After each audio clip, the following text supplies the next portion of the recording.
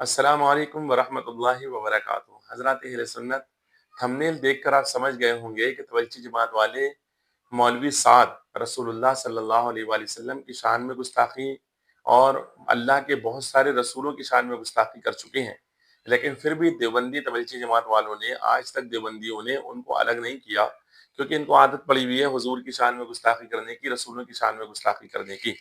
حضرات پہلے سماعت فرمائیں، ایک تولیچی جماعت والے صاحب کیا کہہ رہے ہیں، ان کو سماعت کر لیں۔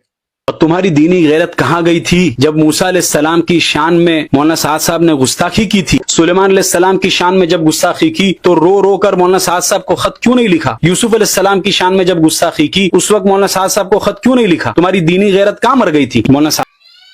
سماعت کیا حضرات نے مولوی سعد کے بارے میں کیا کہہ رہے ہیں۔ مولوی سعد نے حضرت موسیٰ علیہ السلام کی شان میں گستاخی کی، مولوی سعد نے حضرت یوسف علیہ السلام کی شان میں گستاخی کی، مولوی سعد نے حضرت سلیمان علیہ السلام کی شان میں گستاخی کی۔ برادران ملت اسلامیہ، اس پر یہ دیوبندی صاحب ہیں، یہ تبلیغیوں کو، تولیچیوں کو غیرت دلاتے ہوئے کہہ رہے ہیں کہ تمہاری غیرت کہاں مر گئی تھی جب انہوں نے یوسف علیہ السلام کی شان میں گستاخی کی، تمہاری غیرت کہاں مر گئی تھی جب انہوں نے حضرت سلیمان علیہ السلام کی شان میں گستاخی کی، تمہاری غیرت کہاں مر گئی تھی جب انہوں نے حضرت یوسف علیہ السلام کی، موسیٰ علیہ السلام کی شان میں گستاخی کی۔ اس طرح یہ غیرت دلا رہے ہیں ان کو۔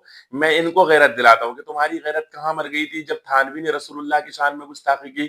میں ان کو غیرت دلاتا ہوں کہ تمہاری غیرت کہاں مر گئی تھی جب رسول اللہ صلی اللہ علیہ وسلم کی شان میں امبیڈوی اور گنگوہی نے گستاخی کی۔ تمہاری غیرت کہاں مر گئی تھی جب قاسم نانوتوی نے رسول اعظم سرور کائنات صلی اللہ علیہ وسلم کی خاتمیت کا انکار کر کے ان کی شان میں گستاخی کی۔ تو جہاں تمہاری غیرت مری تھی نا، وہیں پر ان کی بھی غیرت مر گئی تھی۔ تو برادران ملت اسلامیہ، کوئی نئی بات نہیں ہے۔ دیوبندی جماعت بنائی ہی اسی لیے گئی ہے کہ اس میں حضور سرور کائنات کی شان میں گستاخیاں کی جائیں، اور گستاخیاں کرنے کے بعد اگر کوئی توبہ کا مطالبہ کرے تو اس سے دشمنی پالی جائے۔ حضرات اہل سنت، یہ جماعت جو بنائی گئی ہے، یہ یقیناً اس بات کی گارنٹی میں دیتا ہوں کہ جماعت مسلمانوں کی طاقت سے نہیں بنائی گئی، مسلمانوں کے ذریعے سے نہیں بنائی گئی۔ اس میں کسی نہ کسی خفیہ غیر مسلموں تنظیموں کا ہاتھ موجود ہے، اور انہوں نے اس جماعت کو بنا کر مسلمانوں نے نماز روزے کے نام پر ان کو نکالا اور مسلمانوں کے عقائد کو بگاڑنے کی پوری کوشش کی۔ اگر یقین نہ ہے تو دیکھ لیجئے اس جماعت کی جتنے کارنامے ہیں۔ حضرات، حضور سرور کائنات کی شان میں گستاخی کرنے کے بعد توبہ نہیں کریں گے۔ رسول اللہ سرور کائنات کی شان میں پھر دوسرا مولوی گستاخی کرے گا، توبہ نہیں کریں گے۔ پھر تیسرا گستاخی کرے گا، توبہ نہیں کریں گے۔